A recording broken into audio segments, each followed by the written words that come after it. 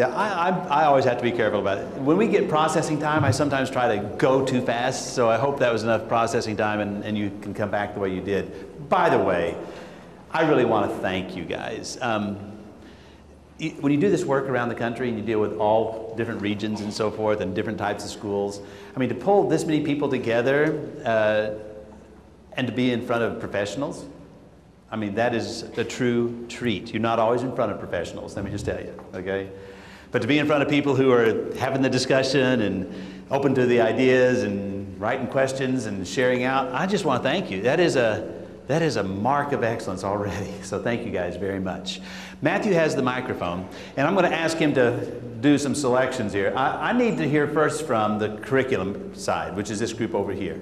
And as you listen in, come on, as you listen in to their thoughts, and other people can add, but we're just going to start thinking about and write them down on your forms.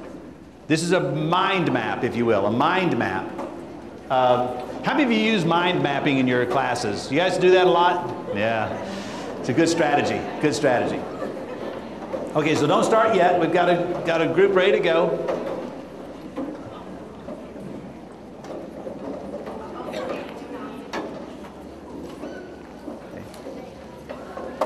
Good.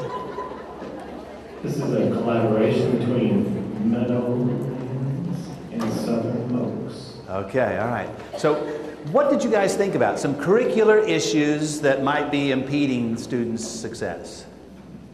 The curriculum is often too broad. Too broad, okay. Sometimes the students lack the foundation to build and to make it relevant and to make the connections that they need. Age appropriate or developmentally appropriate.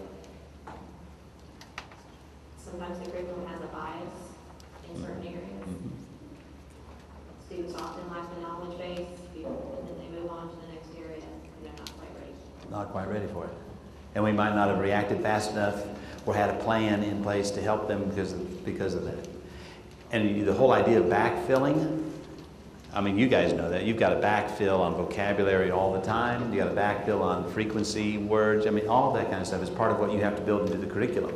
And the part that sometimes it's too broad means that we've got to do a better job of creating a more narrow-focused curriculum, right? Who else has got another one? Add to the list. Let's have another curriculum person add to the list. Other areas of the curriculum that we need to consider beyond those that they mentioned. Tamarack and West Louisville. Okay. Two of our best elementary schools. Also Southern Oaks and Meadowlands are also two of our best elementary schools. I like it. One of the things that we said that wasn't on there was that the materials are not consistent throughout the district, and some of our schools have a lot of transient kids that are moving between 2 and 3 different schools, so they're either getting material more than once or maybe not getting it at all. Man, that is an issue, isn't it? Yeah, okay. Other things, I like that one. Thanks for sharing. Other things from the group that had worked on curriculum that we're missing, that haven't been mentioned yet. We can do a carousel with this. Anything different, Karen? Okay, collaboration between Tamarack and Tamarack. The ones we have not mentioned yet, just time, the overall time to get the curriculum covered, and the ever-changing Kentucky core content. Yeah, but that's getting settled down, right? We hope that, we hope. Not there, okay, but it's getting there. We're going to get it there, right? Anything else from the curriculum group?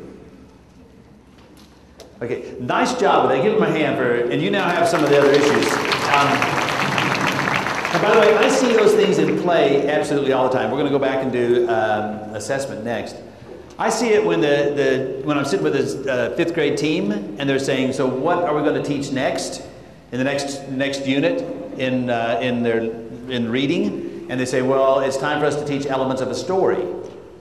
And we're sitting there, and they say, "So what does that really mean?" And they say, "Well, that means we've got to teach plot, we've got to teach character, we've got to teach setting, and so forth." And they say, "So what that means, we need to pull out that stuff on plot that says rising action, climax, and falling action, and first and secondary characters and settings, these kinds of things." And finally, the principal says, "I got to really ask you, what's essential here?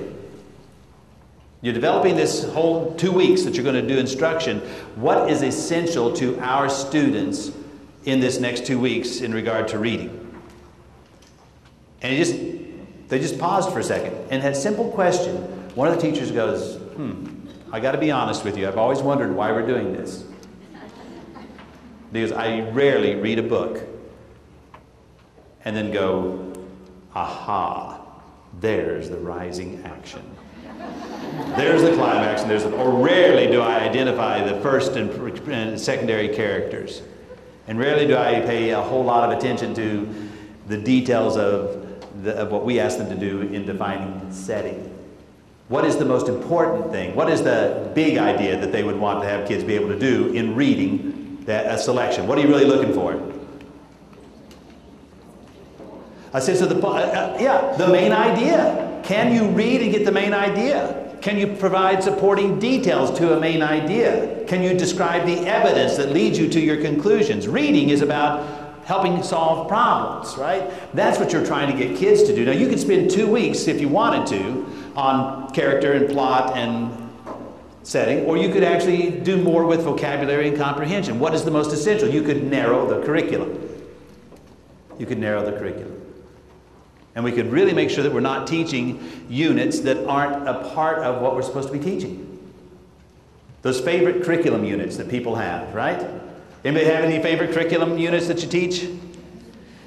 I ran across this principal. He says, that's the hardest thing. The curriculum piece is one of the hardest things for us. I said, what was the problem? He says, Bob. Bob was your problem? What's the problem with Bob? He says, Bob has been teaching for 17 years, social studies. And he has a knack or a flavor that he really loves, and that is pirates. Bob loves pirates. He's a pirate enthusiast. He's got pirate gear and pirate swords and treasure boxes. And so every year for the last 17 years, he's wowed the kids with his unit on pirates. For 2 weeks, he comes in and he does the pirate voice in a pirate outfit. Arr, kids, we're going on a treasure hunt today. Today we're going to study, and it's like... And he had to give it up. When they did the good work of narrowing their curriculum, so it wasn't so broad sometimes by what they do to themselves, when he narrowed their curriculum, Bob had to agree to quit teaching pirates. It was a hard thing because he would go, well, wait a minute. I can use the pirate unit to get to, I can squeeze the concept here and put it into pirates. It's not in social studies standards. Stop doing it. And Bob's one of those guys, by the way, that at the end of the year, towards the last month of the school year, you go, how's it going, Bob? Oh, man, woe is me.